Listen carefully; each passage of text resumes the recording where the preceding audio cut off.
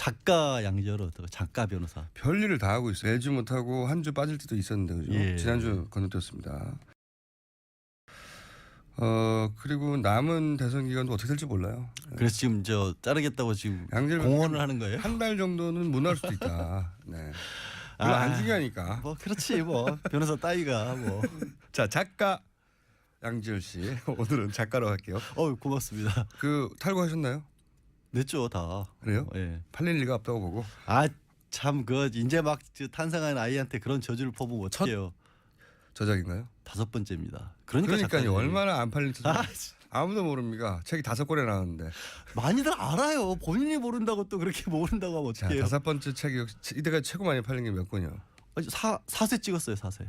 4세면은 아니 이게 1세를 몇 펄 찍느냐에 따라 그러니까 다르지만 10,000부는 나갔어요. 10,000부씩이나? 그럼요. 본인이 그 중에 얼마 샀어요? 10,000부가 나왔을 리가 있나요? 몇 번째 책이 10,000부가 나왔습니까? 그러니까 누적이 되니까 첫 번째 게 제일 많이 나갔죠. 아직까지는. 첫 번째 것이. 네. 그리고 제일 적게 나간 게 몇 부입니까? 아이고 적게 나간 건 말하고 싶지가 않은데. 1,500부? 2,000 정도. 2,000 정도. 3,000 나갔구나. 제일 적게 나간 것도. 그거가 이제 평균이라고 봐야지 앞으로는. 이제 나왔다고요. 자, 그러지 마세요. 이 시간 끝내겠습니다. 예. 자, 박근혜 전 대통령 네. 옥중 수사 들어갔습니다. 네, 변호사로 쭉 지켜봐 온 결과 이 수사 정리 한번 해볼까요? 수사 정리라기보다 조금 더 바뀌기를 조금은 기대를 했어요. 안 바뀌죠. 안 바뀌더라고요. 네. 그러니까 저희 지금 문자로 양재열 변호사님 책 제목 알려주세요. 저기 방심위에 걸립니다. 그러면 양재열 변호사님이잖아요. 지열이 아니라. 그러니까 저기 대형 서점 마셔가지고 양재열 쳐보세요. 양재열 작가가 없으란 부분이 없으란 기운 좀 그만 빼요. 아침부터 왜 그래요? 네, 책 팔리는 걸 저는 적극 방해하겠습니다. 자, 안 바뀔 거라고 봅니다. 그러니까 이분은. 원래는 기대를 했던 부분이 그 법정에 영장 받으러 가기 전에 서영희 변호사 만났잖아요. 동생 박지만 회장이랑 같이. 네. 그리고 박지만 회장이 그때는 가족으로 만난 것 같아요. 그냥. 가족으로 만났고. 근데 언론들은 변호사기 때문에 변호사 그래도 박지만 회장이 변호사를 받고 싶다고 말했으니까 그렇다면 서영희 변호사가 중심이 되어서 재편하나 보다 변호인단을 뭐 전혀 그런 생각이 없는 것 같아요. 지금. 그러니까 왜 그런 얘기를 하냐면 실제로 박지만 회장이 서초동 쪽에 접촉들을 좀 하고 다니셨어요. 그러니까 변호사들을 만났었고. 변호사 업계에 시주창 알고 봤더니.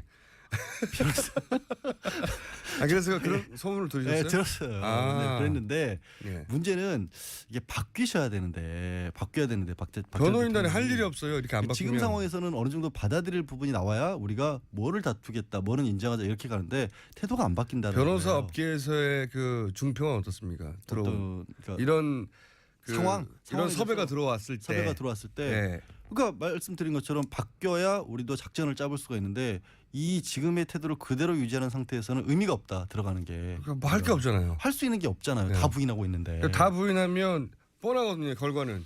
굉장히 안 좋죠. 사실 가장 큰 부분이 뇌물죄 같은 경우는 법리가 복잡하기 때문에 어떻게든지 한번 싸울 만하다라는 생각을 가지실 분이 나타날 법도 하거든요. 그리고 이게 뭐 좋다 나쁘다를 떠나서 변호사로서는 어마어마한 일이긴 해요. 전직 대통령을 변호를 한다는 것 큰 사건에서 법리적으로 어디서 다툴 것인가. 그러니까 박근혜 전 대통령에 대한 정치적 지지 여부나 호불호를 다 떠나서 예전에 그 대우가 청산되는 과정에서 세계적인 그 회계 회사들이 그 경험을 쌓으려고 뭐 돈 안 받고도 하겠다고 많이 덤볐었거든요. 그것처럼 해볼 수 있는 경우가 없으니까. 그렇죠. 그것처럼 이렇게 큰 사건에서 변호인 입장에서는 법리적으로 어떻게 방어할 것인가를 구상해 볼 수 있죠. 겪는 것 자체가 큰 경험인데 문제는 그 기회를 아예 안 주는 게 저는 이제 서영희 변호사가 직접적으로 맞는다기보다 일단 옳게고 여성이고 하기 때문에 특별 접견을 하게 되면 하루 종일 만날 수가 있잖아요. 게다가 이제 여성 변호인이고 가족이어서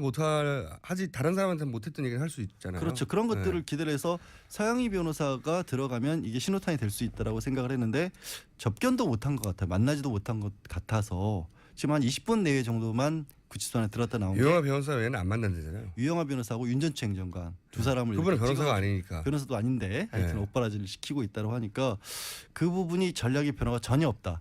검찰로서 굉장히 답답한 상황일 것이다라고 보이고요.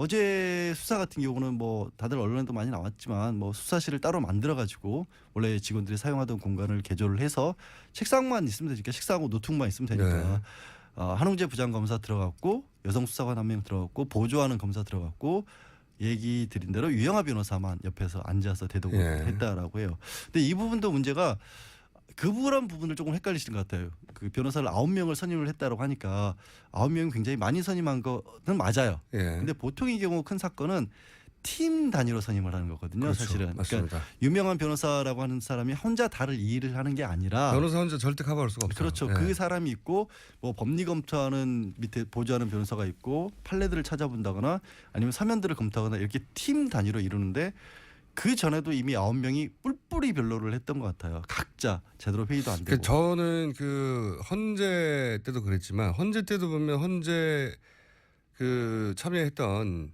변호인으로 참여했던 분들이 의견이 갈리고 그렇죠. 마지막 최후 변론할 때 순서 가지고 다투고 그러잖아요. 그렇죠. 뭐 답변서를 이게 말이 안 되는 거거든요. 변호인단과 함께 일해본 적이 있는 피의자라면 이 사람이요. 예. 전문 피의자로서 제가 지난 몇 년간 6년 가까이 이게 얼마나 중요한 일인지 그러니까요. 알수 6년 있잖아요. 7년 가까이 피의자를 계속 이명박 대통령 박근혜 대통령 하에서 해본 저로서는 도저히 말이 안 되는 상황이다. 한 사람이 진두지휘를 하는 분이 딱 있고 그 밑에서 눈에 보이지 않지만 선임이 대선임과 있고 움직이는 그런 경우죠. 선임이 있고 변호인단이 어떤 사안을 놓고 왜냐하면 변호인들마다 이런 각도에서 이걸 변호해야 된다. 다 의견이 다르니까요. 그렇죠. 그래서 일종의 집단지성을 이루어야 하는 게 큰 사건에서의 기본인데 그 기본이 안 돼 있다. 그러면서 역할을 분담하죠. 자 좋다 그러면 선임이 당신은 이쪽 맞고 너는 이쪽 맞고 그러면서 쭉 갈라서 그럼 일사불란해야 되고 의견이 통일되고 한 방향으로 변호하지 않으면 안 되거든요. 당연하죠. 너무 당연한 건데 너무너무 당연한 건데 부분이 이루어지지 않고 있다. 그래서 결국에는 부인하는 쪽만 나오고 있기 때문에 이제는 사실 검찰이 역할이 좀 바뀐 것 같아요. 바뀌어야 할 것 같아요. 뭐냐면 그때도 말씀드렸지만 변호사 가장 큰 업무가 당신이 지금 겪고 있는 사건이 이렇게 쉬운 게 아니다. 내지는 이 부분이 실제로 법적으로 문제가 된다. 이런 것들을 변호사가 먼저 납득을 시키고 아니 변호사가 납득을 못 시키고 있으니까 검찰이 납득시켜야 될 것 그러니까 같아요. 검찰이 납득을 시켜야 돼요. 검찰이 원래 그래서 변호인단이 하는 네, 일인데 원래 변호인단이 해야 되는데 검찰이 납득을 시키고 공감을 하고 소통을 검찰이 박 전 대통령하고 해서 상황을 빨리 정리를 하지 않으면 이 부분이 굉장히 어려워질 수도 있어요. 게다가 문제는 어제 최순실이 처음으로 이제 형사재판 받았잖아요. 뇌물과 관련해서. 네. 이게 박 전 대통령 같은 경우 정말 주변에 사람이 최순실마저도 믿을 사람이 아니었다는 생각이 어제 들더라고요. 어떤 의미에서? 이게 가장 쉽게 박 전 대통령 입장에서 유일하게 풀어나갈 수 있는 건 결국에 최순실이 자기가 덮어쓰는 거거든요. 가져가는 거거든요. 최순실도 그럴 수는 없죠. 지금. 아니 왜 그렇게까지 40년을 옆에서 자기 스스로 특별한 인연이라고 했고 그렇다고 하더라도 대신 형을 살 수는 없죠. 아니 대신 살아나는 게 아니라 어차피 최순실은 벗어나기 어렵잖아요. 지금 상황은. 그렇다 하더라도 형량을 조금이라도 줄이고 싶죠. 아니, 사람은 내가 주도적으로 했다라고만 하면 될 거 아니야. 어차피 공범이니까. 둘 다 안 했다고 하는 거죠 지금. 그러면 답이 안 나오죠. 그럼 중형을 갈 수밖에 없잖아요. 둘 다 알잖아. 중형인 거죠 지금. 그러니까 딜레마인 거죠 지금. 그러니까 오늘 아침에 한 언론사에서 이제 안종범 수석의 56건 수첩 중에 두 번째로 뽑아냈던 39건 수첩을 입수를 해가지고 그 내용을 또 공개를 했더라고요. 네. 그걸 보면 안종범 수석에 얼마만큼이나 박 전 대통령이 삼성도 그렇고 정말 빙상 승마 정유라와 관련된 부분을 정말 꼼꼼하게 적어놨더라고요. 실록이에요, 실록. 그러니까 네. 그게 결국에는 이재용 부회장의 영장을 그걸로 인해서 떨어졌다는 게 명확해 보이는데 똑같은 얘기가 박 전 대통령 그대로 적용될 수밖에 없거든요. 네. 그런 상황에서 왜 이렇게까지밖에 못 막느냐? 왜 안종범 수석 같은 경우 다른 재판에서 이미 다른 변호인들한테 다 입술에서 봤을 거라고요. 유영하 그렇죠. 변호사도 알 거 아니에요. 왜 내가 화를 내고 있지? 그건 모르겠습니다. 이게 변호인으로서 그러니까 소위 변호사로서 전문가적인 관점에서 봤을 때 너무 답답한 피의자인 거죠 지금. 그렇죠. 네. 그래서 돌파구가 뭐 있을까? 지금까지는 제가 보기에는 없어요. 이렇게 해가지고는 어떻게 합니까? 그냥 제가 보기에는 검찰이 너무너무 유리한 상황이에요. 검찰이 기소한다고 반드시 죄가 되는 건 아니라는 말이죠. 그렇죠. 다퉈야 되는데 이렇게 전면 부인하면 사법부에서 검찰이 기소한 것에 대한 친밀성을 더욱 확고하게 만들어준단 말이죠. 이게. 다른 걸로 다투는 게 없으니까 그러니까 네. 반대 증거가 나오는 것도 아니고 반대 법리가 나오는 것도 아니고 주장밖에 없잖아요. 주장. 최순실이 나오는 게 그거죠.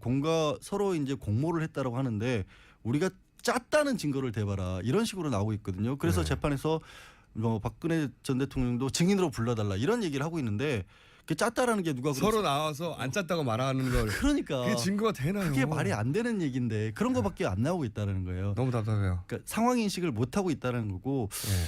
아니 근데 이렇게 말을 다 하는 분이 책을 왜 써요? 나 진짜 하루 종일 온종일 여기저기 방송 나가서 하고 싶은 말 다 하고 하는 사람이 어떻게 책을 쓸 게 남았나요 아직도? 작가로서의 활동 영역은 그렇게 달라요. 말하고 싶은 게 많아요? 영역이 다르다고요. 이번 책은 어떤 영역입니까? 아니, 책 대상이 아동 아니 제목 말고 제목 말고 네. 동화책이에요. 동화책. 동화책? 동화 작가예요. 정신 세계에는 맞겠군요. 본인의 정신 세계에는 아니, 동화책을 순수하니까 거의 이제 어른이 있는 동화책입니까? 아니면 진짜 어린이를 진짜 어린이를 대상으로 하는 어린이들을 위해서. 그러니까 어린이의 눈높이에 맞춰서 어린이가 이런 걸 좋아하지 않을까 하는 동화를 쓴 거예요? 그렇죠. 절대 안 팔리겠네요. 왜 또? 종편에서 이렇게 험악한 얘기를 하는 분이 애들한테 동화를 써가지고 어떻게 잘 팔립니까 그게? 제가 마음이 순수하다는 걸 아직도 말도 못 안 되는 느끼세요. 책이네요. 근데 하려던 얘기가 있었는데 지금 이게 정말 황당한 얘기긴 한데 박 전 대통령의 그런 상황을 깰 수 있는 실현 가능성은 없지만 한 가지 방법이 돌파구가 하나 있어요? 돌파가 네. 유일한 게 있어요. 뭡니까? 사실 독방에서 합방을 시켜야 돼요. 다른 사람들과 현실 세계로 현실 내려와라. 세계로 들어와야 돼요. 네. 그러니까 그 안에 있으면서 7명하고 있고 그렇게 되면 혼자만의 가둬져 있는 세계 있잖아요. 여태 뭐 그 주변 사람들에게도 진면목을 안 보이고 정말 가까운 인간적으로 탁 터놓고 자연인 대 자연인으로 이런 일이 벌어졌다고 말해줄 사람이 지금까지 단 한 명도 없는 것 같아요. 없죠. 네. 그러니까 그거를 깨지는 기회를 본인은 고통스러울지 모르지만 네. 그 방법만이 저는 사실 유일한 방법이고 인간적인 면에 있어서 가능성이 약 3% 정도 봅니다. 그렇다 하더라도 그렇게 될 가능성은 그래도 네. 그거밖에 없어 보여요. 그러니까 이게 뭐 지금 재판을 받는 과정이어서건 아니면 앞으로 형벌을 만약에 유죄를 받는다라고 하면 형벌을 받는 과정에서건 인간으로서 제대로 본인의 어떤 문제를 깨달을 수 있는 유일한 기회는 그나마 다른 사람들과 섞여 있으면서 생활하는 방법밖에 없을 것이다. 근데 그게 하필 굉장히 특수한 공간인데 그게 되겠어요? 그게 좀 일상 어렵죠. 공간도 아니고 아니 일상 공간이 아니니까 오히려 될 수도 있다고 봐요. 저는 지난번에 왜 그 땅콩 회항 사건 때 그 사람은 같이 있었잖아요. 네. 같이 있었으면서 생각보다 많은 걸 깨달았다. 얼마만큼이나 될지는 모르겠지만 뭐 그럴 수 있다고 그럴 봅니다. 수 있다고 봐요. 근데 저는. 그 경우보다 더 극단적인 경우잖아요. 그분이야 물론 재벌이고 만나는 사람도 제약이 있었겠지만 인간적인 관계를 유지하고 있었을 거 아니에요. 다른 그렇죠. 사람들 어느 친구도 정도는. 있고. 근데 이 경우는 그것도 없는 거거든요. 그게 참 안타까운 자연인으로서는 굉장히 기구한 삶이고 그리고 비정상적인 삶이죠 사실. 사실 그런 사람이 이제 대통령이 되는 바람에 이렇게까지 문제가 결국 벌어졌고 그나마 유일한 해법 3%지만 유일한 해법이라는 데는 저도 표를 하나 던집니다. 고맙습니다. 네. 사람과 만나야 된다. 오랜만에 또 한 번 더 공감해 주시는군요. 사람과 3%밖에 안 되는데 사람과 만나야 된다는 데는 저는 동의하는데 이루어질 일이 없죠 절대. 그러게요. 그러니까 교도소는 아니죠 지금 그 구치소에서 형이 확정되기 전에 있는 구치소에서 구치소장이 그런 위험을 감수하며 할 리가 없죠. 아니, 그러니까 예우라기보다는 그렇죠. 네. 사고 방지를 위해서 그렇게 절대로 안 하겠지만 네. 가능성이라는 면에서 그렇게 드렸고요. 그 예우 때문에 구치소도 굉장히 신경을 많이 쓰고 있다 그러더라고요. 저도 이제 그렇죠. 교정당국에 연락을 해보니까 정말 그야말로 초비상 상태. 그리고 언론에 나가는 부분에 상당수가 너무나 많은 추측에 의해서 나오고 있어서 곤혹스럽긴 한데 추측도 있고 실제도 있겠죠. 뭐 이거를 다 일일이 해명할 수도 없는 노릇이라고 굉장히 힘들어하고 있다라는 정도 말씀드릴 것 같아요. 자 그러면 동화책을 쓰신 오늘 여기까지 할 텐데 동화책을 쓰신 작자죠. 작가 순수한 작가 동심의 작가. 주제가 뭡니까 동화책 주제가? 교훈이 있을 거 아닙니까? 법률이죠 뭐 아이들에게 대한민국의 건강한 미래를 위한. 아이들 정신 건강을 위해서는 줄 알았더니 고객을 미리 확보하는 거였어요. 비즈니스 참네. 악마 양지열 변호사였습니다. 감사합니다. 고맙습니다. 작가 양지열 작가 변호사. 별일을 다 하고 있어요. 매주 못하고 한 주 빠질 때도 있었는데 그죠? 예. 지난주 건너뛰었습니다. 그리고 남은 대선 기간도 어떻게 될지 몰라요. 그래서 지금 자르겠다고 지금 공언을 하는 거예요? 한 달 정도는 무너질 수도 있다. 네.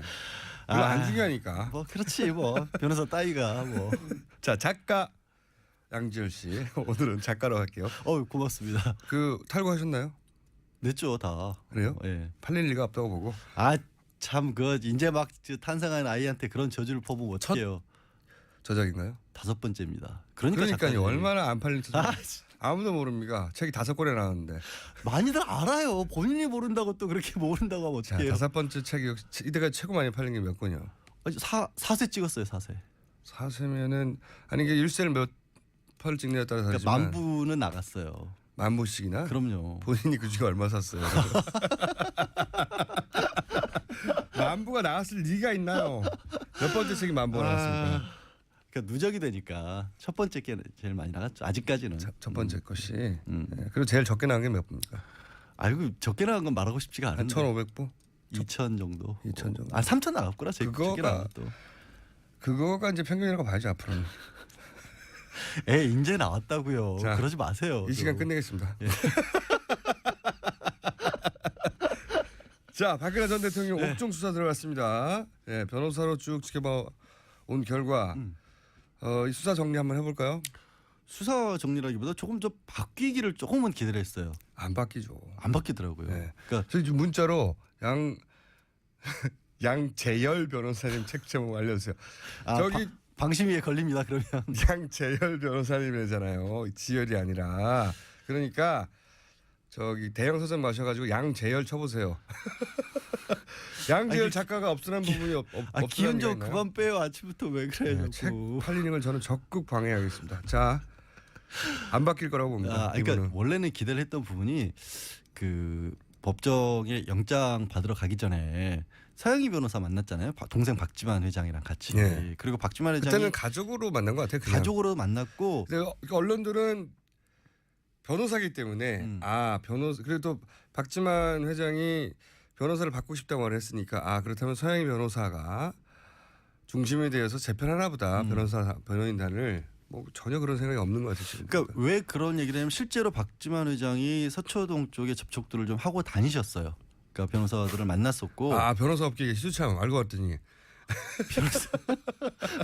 그래서 그런 소문을 들으셨어요? 네, 들었어요. 네, 그랬는데 네. 문제는 이게 바뀌어야 되는데 변호인단에 할 일이 없어요. 이렇게 안 바뀌면. 지금 상황에서는 어느 정도 받아들일 부분이 나와야 우리가 뭐를 다투겠다, 뭐는 인정하자 이렇게 가는데 태도가 안 바뀐다는 변호사 거예요. 업계에서의 그 중평은 어떻습니까? 그러니까 이런 상황 이런 섭외가 들어왔을 때. 네. 그러니까 말씀드린 것처럼 바뀌어야 우리도 작전을 짜볼 수가 있는데 이 지금의 태도를 그대로 유지하는 상태에서는 의미가 없다 들어가는 게. 뭐 할 게 없잖아요. 할 수 있는 게 없잖아요. 네. 다 부인하고 있는데. 그러니까 다 부인하면 뻔하거든요. 결과는. 굉장히 안 좋죠. 사실 네.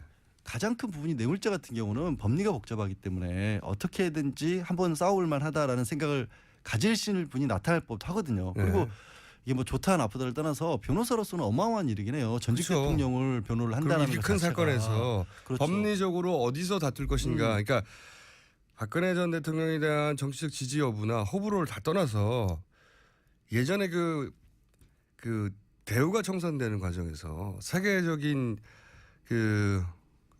그런 부분을 조금 헷갈리시는 것 같아요. 그 변호사를 9명을 선임을 했다고 하니까 9명이 굉장히 많이 선임한 거는 맞아요. 예. 근데 보통의 경우 큰 사건은 팀 단위로 선임을 하는 거거든요. 그렇죠. 사실은. 맞습니다. 그러니까 유명한 변호사라고 하는 사람이 혼자 다를 일을 하는 게 아니라 변호사 혼자 절대 커버할 수가 없어요. 그렇죠. 예. 그 사람이 있고 뭐 법리 검토하는 밑에 보조하는 변호사가 있고 판례들을 찾아본다거나 아니면 서면들을 검토하거나 이렇게 팀 단위로 이루는데 그 전에도 이미 9명이 뿔뿔이 변론을 했던 것 같아요. 각자 제대로 회의도 안 되고. 저는 그 헌재 때도 그랬지만 헌재 때도 보면 헌재 참여했던 변호인으로 참여했던 분들이 의견이 갈리고 그렇죠. 마지막 최후 변론할 때 순서 가지고 다투고 그러잖아요. 그렇죠. 뭐 답변서를 이게 말이 안 되는 거거든요. 변호인단과 함께 일해본 적이 있는 피의자라면 예. 전문 피의자로서 제가 지난 몇 년간 6년 가까이 이게 얼마나 중요한 일인지 그러니까요. 알 수 6년 있잖아요. 7년 가까이 피의자를 계속 이명박 대통령 박근혜 대통령 하에서 해본 저로서는 도저히 말이 안 되는 상황이다. 한 사람이 진두지휘를 하는 분이 딱 있고 그 밑에서 눈에 보이지 않지만 선임이 대선임과 있고 움직이는 그런 경우죠. 선임이 있고 변호인단이 어떤 사안을 놓고 왜냐하면 변호인들마다 이런 각도에서 이걸 변호해야 된다. 다 의견이 다르니까 회사들이 예. 그 경험을 쌓으려고 뭐 돈 안 받고도 하겠다고 많이 덤볐었거든요. 그런 일을 그것처럼 해볼 수 있는 경우가 없으니까. 그렇죠. 그것처럼 이렇게 큰 사건에서 변호인 입장에서는 법리적으로 어떻게 방어할 것인가를 구상해 볼 수 있죠. 겪는 것 자체가 큰 경험인데 문제는 그 기회를 아예 안 주는 게 저는 이제 서영희 변호사가 직접적으로 맞는다기보다 일단 옳게고 여성이고 하기 때문에 특별 접견을 하게 되면 하루 종일 만날 수가 있잖아요. 그래서 게다가 여러 이제 가지 얘기 들을 수 여성 있고. 변호인이고 가족이어서 하지 다른 사람한테는 못했던 얘기를 할 수 있잖아요. 그렇죠. 그런 것들을 네. 기대를 해서 서영희 변호사가 들어가면 이게 신호탄이 될 수 있다라고 생각을 했는데 접견도 못한 것 같아요. 만나지도 못한 것 같아서 지금 한 20분 내외 정도만 구치소 안에 들었다 나온 게 유영아 변호사 외에는 안 만난다잖아요. 유영하 변호사하고 윤전추 행정관 두 사람을 그분은 이렇게 변호사가 찍어서 아니니까. 변호사도 아닌데 하여튼 네. 오빠라지를 시키고 있다고 하니까 그 부분이 전략의 변화가 전혀 없다. 검찰로서 굉장히 답답한 상황일 것이다라고 보이고요. 어제 수사 같은 경우는 뭐 다들 언론에도 많이 나왔지만 뭐 수사실을 따로 만들어 가지고 원래 직원들이 사용하던 공간을 개조를 해서 책상만 있으면 되니까 책상하고 노트북만 있으면 되니까 네. 한웅재 부장검사 들어갔고 여성 수사관 한 명 들어갔고 보조하는 검사 들어갔고 얘기 드린 대로 유영하 변호사만 옆에서 앉아서 대독을 예. 했다라고 해요. 근데 이 부분도 문제가 그 부분